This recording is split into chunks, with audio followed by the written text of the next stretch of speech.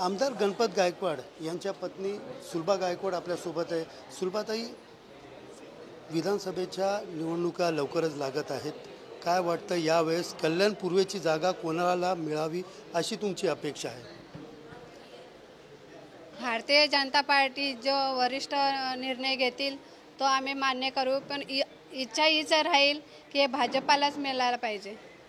आपल्या कुटुंबामधनं म्हणजे यावेळेस अपक्ष म्हणून गणपत गायकवाड हे 2 वेळा निवडून आले, 3 वेळा. त्याच्यानंतर भाजपमध्ये गेल्यावर निवडून आले.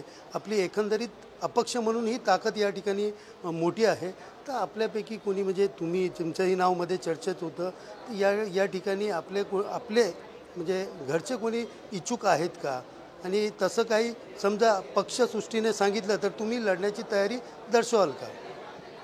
नक्कीच, जर वरिष्ठांनी दिला आदेश तर नक्कीच लढवेन आणि जो वरिष्ठ निर्णय घेतील तो आम्ही मान्य करू. एकंदरीत या ठिकाणी आपण पाहिलं की आमदार गणपत गायकवाड यांच्या पत्नीने या ठिकाणी वरिष्ठांनी आदेश दिले तर आम्ही विधानसभेच्या निवडणूक लढण्याची तयारी देखील या ठिकाणी दर्शवली आहे. कॅमेरा पर्सन रोशनसह सुनील जाधव, TV9 मराठी, कल्याण.